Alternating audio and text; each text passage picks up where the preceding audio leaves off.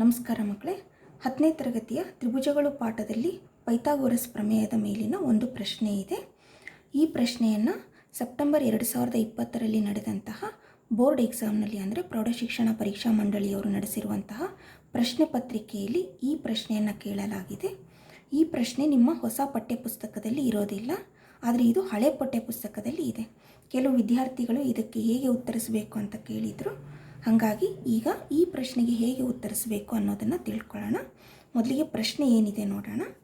ತ್ರಿಭುಜ ABDನಲ್ಲಿ BC ಅನುಪಾತ CD = 1:2 ಅಂದರೆ BC ಅನುಪಾತ CDಯು 1:2 ಇದೆ ಅಂತ ಹೇಳಿದ್ದಾರೆ. BC = CD = 1:2 ಆಗುವಂತೆ BDಯ ಮೇಲೆ C ಒಂದು ಬಿಂದುವಾಗಿದೆ. BDಯ ಮೇಲೆ C ಒಂದು ಬಿಂದು ಇದೆ. ಯಾವ ಥರ ಅಂದರೆ BC ಅನುಪಾತ CD 1:2 ಆಗುವಂತೆ ಇದೆ. ಮತ್ತು ತ್ರಿಭುಜ ABC ಒಂದು ಸಮಬಾಹು ತ್ರಿಭುಜವಾದರೆ, ABC ಎನ್ನುವುದು ಒಂದು ಸಮಬಾಹು ತ್ರಿಭುಜವಾಗಿದ್ದರೆ AD² = 7AC², AD² = 7AC² ಅಂತ ಸಾಧಿಸಬೇಕು. AD² = 7AC² ಎಂದು ಸಾಧಿಸಿ ಅಂತ ಕೇಳಿದ್ದಾರೆ. ಇದನ್ನು ನಾವು ಪೈಥಾಗೋರಸ್ ಪ್ರಮೇಯವನ್ನು ಉಪಯೋಗ ಮಾಡಿಕೊಂಡು ಸಾಧಿಸ್ಬೋದು. ಮೊದಲಿಗೆ ದತ್ತವನ್ನು ಬರ್ಕೊಳ್ಳೋಣ. ದತ್ತ ಏನು ಕೊಟ್ಟಿದ್ದಾರೆ? BC = CD ಅಂದರೆ BC ಅನುಪಾತ CD = 1:2 ಇದು ದತ್ತ. ಹಾಗೂ ABC ಒಂದು ಸಮಬಾಹು ತ್ರಿಭುಜ ಅಂದರೆ ABC ಸಮಬಾಹು ತ್ರಿಭುಜ. ಇದರರ್ಥ AB = BC = AC, AB = BC = AC, ಯಾಕೆಂದರೆ ಅದು ಸಮಬಾಹು ತ್ರಿಭುಜ. ಇದು ಅವರು ಕೊಟ್ಟಿರುವಂತಹ ದತ್ತ. ಈಗ ಸಾಧನೀಯ.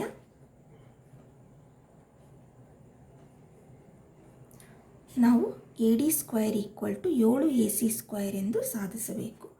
AD² = 7AC² ಎಂದು ಸಾಧಿಸಬೇಕು. ಇಲ್ಲಿ ನಾನು ಮೊದಲೇ ಹೇಳಿದಂಗೆ ಇಲ್ಲಿ ಪೈಥಾಗೋರಸ್ ಪ್ರಮೇಯವನ್ನು ಉಪಯೋಗಿಸಿ ನಾವು ಈ ಪ್ರಶ್ನೆಯನ್ನು ಸಾಧಿಸಬಹುದು. ಇಲ್ಲಿ ಒಂದು A ಇಂದ ಒಂದು ಲಂಬವನ್ನು ಹೇಳ್ಕೊಳ್ಳೋಣ. A ಇಂದ BCಗೆ ಒಂದು ಲಂಬ. ಚಿತ್ರದಲ್ಲಿ ನೋಡ್ರಿ, ಯಾವುದೇ ಲಂಬಕೋನ ತ್ರಿಭುಜ ಇರೋದಿಲ್ಲ. ನಾವು A ಇಂದ BCಗೆ ಒಂದು ಲಂಬವನ್ನು ಎಳೆದಾಗ AM ಅಂತ ಇಟ್ಕೊಳ್ಳೋಣ. AM ಲಂಬ BC ಎಳೆದಾಗ ನಮಗೆ ಲಂಬಕೋನ ತ್ರಿಭುಜಗಳು ಉಂಟಾಗ್ತವೆ. ಆಗ ಇಲ್ಲಿ ನಾವು ಪೈಥಾಗೋರಸ್ ಪ್ರಮೇಯವನ್ನು ಉಪಯೋಗ ಮಾಡ್ಕೋಬೋದು. ರಚನೆ ಏನು ಮಾಡಿದ್ವಿ? ರಚನೆ AM ಲಂಬ BC, AM ಲಂಬ BC ರಚಿಸಿದೆ. ಈಗ ಸಾಧನೆ. ಇಲ್ಲಿ AB ಅಳತೆ, BC ಅಳತೆ, AC ಅಳತೆ ಸಮವಾಗಿರೋದ್ರಿಂದ ಅದು A ಮಾನಗಳಿಗೆ ಸಮ ಅಂತ ಇಟ್ಕೊಳ್ಳೋಣ. AB = BC = AC = A ಆಗಿರಲಿ. ಅಂದರೆ AB ಅಳತೆ ಕೂಡ A ಮಾನಗಳು, BC ಅಳತೆ ಅಂದರೆ B ಇಂದ Cಗೆ ಇದು ಕೂಡ A ಮಾನಗಳು, ಹಾಗೂ AC ಕೂಡ A ಮಾನಗಳು. ಈಗ ಗಮನಿಸ್ರಿ, ಇಲ್ಲಿ BC ಅಳತೆ A ಮಾನಗಳಾದರೆ MC ಎನ್ನುವುದು ಅರ್ಧ A ಆಗುತ್ತೆ. ಯಾಕೆ ಅಂದರೆ ಸಮಬಾಹು ತ್ರಿಭುಜದಲ್ಲಿ AM ಲಂಬವು BCಯನ್ನು ಅರ್ಧಿಸುತ್ತದೆ. ಹಾಗಾಗಿ BC ಎನ್ನುವುದು A ಆದರೆ MC ಎನ್ನುವುದು ಅರ್ಧ A. ಅರ್ಧ A ಅಂದರೆ A/2. ಈ ಕಡೆ BM ಕೂಡ ಏನು? ಅರ್ಧ A. BC ಅಳತೆ A ಆಗಿರೋದ್ರಿಂದ MC ಎನ್ನುವುದು A/2. ಅದನ್ನಿಲ್ಲಿ ಬರ್ಕೊಳ್ಳೋಣ. MC = A/2. ಹಾಗೂ ಇಲ್ಲಿ BC ಅನುಪಾತ CD = 1:2 ಅಂತ ಕೊಟ್ಟಿದ್ದಾರೆ. ಹಾಗಾಗಿ BC ಅಳತೆ 1A ಆದರೆ CD ಅಳತೆ 2A ಆಗುತ್ತೆ. ಯಾಕಂದರೆ ಅವರೇ ಕೊಟ್ಟಿದ್ದಾರೆ 1:2 ಅಂತ. BC ಅಳತೆಯನ್ನು ನಾವು 1A ಅಂತ ತಗೊಂಡ್ರೆ CD ಅಳತೆ 2A ಆಗುತ್ತದೆ. ಮತ್ತು CD = 2A ಆಗುತ್ತದೆ. ಈಗ ಗಮನಿಸ್ರಿ, ಇಲ್ಲಿ MC ಅರ್ಧ A, CD 2A ಇವೆರಡನ್ನು ಕೂಡಿಸಿದರೆ ನಮಗೆ MD ಅಳತೆ ಬರುತ್ತೆ. ಅಂದರೆ MD = ಎಮ್ ಡಿ ಅಳತೆ ಬೇಕು ಅಂದರೆ ಎಮ್ ಸಿ ಮತ್ತು ಸಿ ಡಿಗಳನ್ನು ಕೂಡಿಸ್ಬೇಕಂದ್ರೆ ಅರ್ಧ ಎ ಮತ್ತು 2 ಎಗಳನ್ನು ಕೂಡಿಸ್ಬೇಕು. a/2 plus 2 A. ಇವೆರಡನ್ನ ಕೂಡಿಸ್ಲಿಕ್ಕೆ ನಾವೇನು ಮಾಡೋಣ, ಇದಕ್ಕೆ ಲಾಸ ತಕ್ಕೊಳ್ಳೋಣ. 2 ಮತ್ತು 1ಕ್ಕೆ ಲಾಸವನ್ನು ತೆಗೆದಾಗ 2 ಲಾಸ ಬರುತ್ತೆ. ಇಲ್ಲಿ 2 ಇರೋದ್ರಿಂದ ಎ ಹಾಗೆ ಬರ್ಕೊತೀವಿ. ಪ್ಲಸ್ ಇಲ್ಲಿ 1 ಇರೋದ್ರಿಂದ ಇದನ್ನು 2ರಿಂದ ಗುಣಿಸ್ಬೇಕು, ಯಾಕಂದರೆ ಲಾಸ 2 ಬಂದಿದೆ. ಇದನ್ನು 2ರಿಂದ ಗುಣಿಸಬೇಕು. ಅಂಶವನ್ನು 2ರಿಂದ ಗುಣಿಸಿದಾಗ 4a ಆಗುತ್ತೆ. ಆಗ 4a plus 1a 5a divided by 2. ಅಂದರೆ ನಮಗೆ ಎಮ್ ಡಿ ಅಳತೆ ಏನು ಬಂತು, 5a/2. ಈಗ ನಾವೇನು ಮಾಡೋಣ, ಪೈಥಾಗೋರಸ್ ಪ್ರಮೇಯವನ್ನು ಉಪಯೋಗ ಮಾಡೋಣ. ಯಾವ ತ್ರಿಭುಜಕ್ಕೆ ಅಂದರೆ AMD ತ್ರಿಭುಜಕ್ಕೆ. ಈ ಲಂಬಕೋನ ತ್ರಿಭುಜ ಇದೆಯಲ್ಲ, AMD ಲಂಬಕೋನ ತ್ರಿಭುಜಕ್ಕೆ ಪೈಥಾಗೋರಸ್ ಪ್ರಮೇಯವನ್ನು ಉಪಯೋಗ ಮಾಡಿಕೊಳ್ಳೋಣ. ತ್ರಿಭುಜ AMD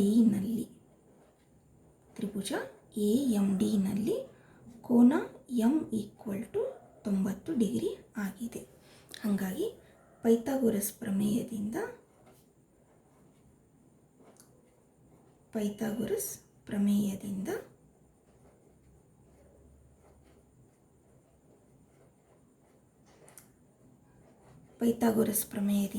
ಇಲ್ಲಿ AMD ತ್ರಿಭುಜದಲ್ಲಿ M ಕೋನ 90 ಡಿಗ್ರಿ ಆಗಿರೋದ್ರಿಂದ AD ವಿಕರಣ ಆಗುತ್ತೆ. ಅಂದರೆ AD² = AM² plus MD².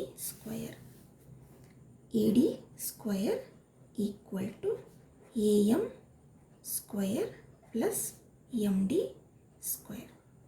ಸಾಧನೀಯದಲ್ಲಿ AD² ಬರಬೇಕಿದೆ ನಮಗೆ. ಇದನ್ನು ಹಾಗೆ ಇಟ್ಕೊಳ್ಳೋಣ. MD ಅಳತೆ ಗೊತ್ತಿದೆ, 5a/2. ಈಗ ಎತ್ತರ AM ಅಳತೆ ನಮಗೆ ಬೇಕು, ಅಂದರೆ AMನ ಅಳತೆ ಬೇಕು. ABC ಒಂದು ಸಮಬಾಹು ತ್ರಿಭುಜ ಆಗಿರೋದ್ರಿಂದ ಯಾವುದೇ ಸಮಬಾಹು ತ್ರಿಭುಜದಲ್ಲಿ ಅದರ ಎತ್ತರವು √3/2aಗೆ ಸಮವಾಗಿರುತ್ತೆ. ಅಂದರೆ ಸಮಬಾಹು ತ್ರಿಭುಜದಲ್ಲಿ ಯಾವುದೇ ಸಮಬಾಹು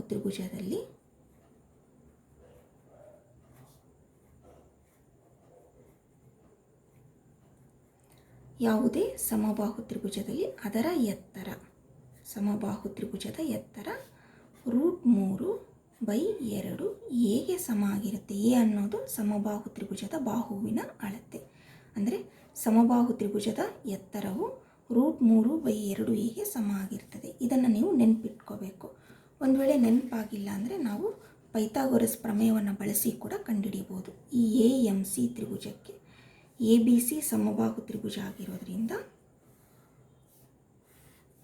ABC ಸಮಬಾಹು ತ್ರಿಭುಜ, ಇದರ ಬಾಹುಗಳನ್ನು A ಅಂತ ತಗೊಂಡಿದ್ದೀವಿ. ಇಲ್ಲಿ ನಾವು ಲಂಬವನ್ನು ಹೇಳ್ಕೊಂಡ್ರೆ AM ಆಯಿತು. AMC ತ್ರಿಭುಜದಲ್ಲಿ, ತ್ರಿಭುಜ AMC ನಲ್ಲಿ ಕೋನ M 90 ಡಿಗ್ರಿ ಆಗಿದೆ. ಹಾಗಾಗಿ ಇದರಲ್ಲಿ 90 ಡಿಗ್ರಿ ಕೋನ M ಇದೆ. ಈಗ AC² = AM² plus MC². AC² = AM² plus MC². AC ಅಳತೆ A ಮಾನಗಳು, ಹಾಗಾಗಿ A² = AM ಎತ್ತರ, ಹಾಗೆ ಇಲ್ಲಿ AM² ಪ್ಲಸ್ MC ಅಂದರೆ ಅರ್ಧ ಎ, ಯಾಕಂದರೆ ಬಾಹುವಿನ ಅಳತೆ A ಅಂತ ತಗೊಂಡೀವಿ. BC A ಆದರೆ ಇದು ಅರ್ಧ ಎ ಆಗುತ್ತೆ, a/2. MC ಅಳತೆ a/2 ಹೋಲ್ ಸ್ಕ್ವೇರ್. ಈಗ ಇದು A² = AM² ಪ್ಲಸ್ ಇದನ್ನು ಸ್ಕ್ವೇರ್ ಮಾಡಿದರೆ A²/2 ಸ್ಕ್ವೇರ್ ಮಾಡಿದರೆ 4. ಇಲ್ಲಿ ಏನು ಮಾಡೋಣ, A²/4 ಎಡಭಾಗಕ್ಕೆ ತಗೊಂಡಾಗ -A²/4 ಆಗುತ್ತೆ. A² ಮೈನಸ್ A²/4 = ಎತ್ತರ AM². ಇಲ್ಲಿ ಛೇದ 1 ಇರುತ್ತೆ. 1ಕ್ಕೆ 4ಕ್ಕೆ ನಾವು ಲಾಸ ತೆಗೆದಾಗ ಸಾಮಾನ್ಯ ಛೇದ 4 ಬರುತ್ತೆ. ಇಲ್ಲಿ 1 ಇರೋದ್ರಿಂದ 4ರಿಂದ ಗುಣಿಸಬೇಕಾಗುತ್ತೆ. ಅಂಶವನ್ನು ಕೂಡ 4ರಿಂದ ಗುಣಿಸಿದಾಗ 4A² ಮೈನಸ್ ಇಲ್ಲಿ 4 ಇದೆ, ಲಾಸ ಕೂಡ ನಮಗೆ 4 ಬಂದಿದೆ. ಹಾಗಾಗಿ ಇದನ್ನು ಎ ಸ್ಕ್ವೇರ್ ಹಾಗೆ ಬರ್ಕೊಳ್ಳೋಣ equal to A M square. ಈಗ ನೋಡಿರಿ 4a square minus A square, 4a ಸ್ಕ್ವೇರ್ಗಳಲ್ಲಿ 1a ಸ್ಕ್ವೇರ್ ಕಳೆದ್ರೆ 3a square, 3a square by 4 equal to A M square. ಇಲ್ಲಿ ಏನು ಮಾಡೋಣ, ಸ್ಕ್ವೇರ್ ತೆಗೆಯೋಣ. ಸ್ಕ್ವೇರ್ ತೆಗೆದ್ರೆ ಇಲ್ಲಿ ರೂಟ್ ಬರ್ತದೆ, ಅಂದರೆ root 3a square by 4 equal to A M. ಇಲ್ಲಿ 3 ಪೂರ್ಣವರ್ಗ ಸಂಖ್ಯೆ ಅಲ್ಲ, ಹಂಗಾಗಿ ಇದಕ್ಕೆ ರೂಟ್ ಹಾಗೆ ಉಳ್ಕೊತದೆ. ಎಗೆ ಸ್ಕ್ವೇರ್ ಇದೆ, ಸ್ಕ್ವೇರು ರೂಟು ಕ್ಯಾನ್ಸಲ್ ಆಗುತ್ತೆ. 4 ಪೂರ್ಣವರ್ಗ ಸಂಖ್ಯೆ, ಅದರ ವರ್ಗಮೂಲ 2. ಅಂದರೆ ಇಲ್ಲಿ ನಾವು ರೂಟನ್ನು ತೆಗೆದಾಗ ಇದು ರೂಟ್ 3, ಎ ಸ್ಕ್ವೇರ್ಗೆ ಸ್ಕ್ವೇರು ರೂಟ್ ಕ್ಯಾನ್ಸಲ್ ಆಗಿ ಎ ಬರುತ್ತೆ, ಡಿವೈಡೆಡ್ ಬೈ 4ರ ವರ್ಗಮೂಲ 2 ಈಕ್ವಲ್ ಟು ಎ ಎಮ್. ನೋಡಿರಿ ಎತ್ತರ ಏನು ಬಂತು ನಮಗೆ, ಎತ್ತರ A M equal to root 3 by 2 A. ಅಂದರೆ ಯಾವುದೇ ಸಮಬಾಹು ತ್ರಿಭುಜದಲ್ಲಿ ಅದರ ಎತ್ತರ ರೂಟ್ 3 ಬೈ 2 ಎ ಆಗಿರುತ್ತೆ. ಇಲ್ಲಿ ಎ ಎನ್ನುವುದು ಬಾಹುವಿನ ಅಳತೆ. ಇದನ್ನು ನೆನಪಿಟ್ಕೋಬೇಕು. ನೆನಪಾಗಿಲ್ಲ ಅಂದರೆ ಈ ಥರ ನೀವು ಕಂಡುಹಿಡ್ಕೋಬಹುದು. ಇಲ್ಲಿ ನಾವು ಎ ಎಮ್ ಡಿ ತ್ರಿಭುಜಕ್ಕೆ ಪೈಥಾಗೋರಸ್ ಪ್ರಮೇಯವನ್ನು ಬಳಸಿದ್ವಿ. A D square equal to A M square plus M C square. ಹಾಗಾಗಿ A D square equal to A M square plus M D square. ಈಗ ಬೆಲೆಗಳನ್ನು ಹಾಕ್ಕೊಳ್ಳೋಣ. ಎ ಡಿ ಸ್ಕ್ವೇರ್ ಹಾಗೆ ಇರಲಿ equal to A M square. A M ಅನ್ನೋದು ಸಮಬಾಹು ತ್ರಿಭುಜದ ಎತ್ತರ. ಇದನ್ನು ನೆನಪಿಟ್ಕೋಬೇಕು. ನೆನಪಾಗಿಲ್ಲ ಅಂದರೆ ನಾವು ಪೈಥಾಗೋರಸ್ ಪ್ರಮೇಯದಿಂದ ಇದನ್ನು ಕಂಡುಹಿಡ್ಕೋಬೋದು ಅಂತ ಹೇಳಿದ್ನಲ್ಲ, ಹಾಗಾದರೂ ಮಾಡ್ಬೋದು. ಅಥವಾ ನೆನಪಿಟ್ಕೊಂಡ್ರೆ ನಿಮಗೆ ಸಮಯ ಉಳಿತಾಯ ಆಗುತ್ತೆ, ಟೈಮ್ ಸೇವ್ ಆಗುತ್ತೆ. ಹೌದಾ? ಓಕೆ, ಎ ಎಮ್ನ ಅಳತೆ ಏನು, ರೂಟ್ 3 ಬೈ 2 ಎ ಸ್ಕ್ವೇರ್ ಇದೆ, ಹಾಗಾಗಿ square plus M D. M D ಅಂದರೆ ನಾವೇನು ಮಾಡಿದ್ದೀವಿ, M C plus C D ಇವೆರಡನ್ನು ಕೂಡಿಸಿದ್ದೀವಿ. ಅರ್ಧ ಎ ಮತ್ತು 2 ಎ ಅನ್ನು ಕೂಡಿಸಿದಾಗ 5a ಬೈ 2 ಬಂದಿದೆ. ಹಾಗಾಗಿ ಇದು 5a ಬೈ 2 ಹೋಲ್ ಸ್ಕ್ವೇರ್. ಈಗ ಇಲ್ಲಿ ಸ್ಕ್ವೇರ್ ಮಾಡ್ಕೊಳ್ಳೋಣ.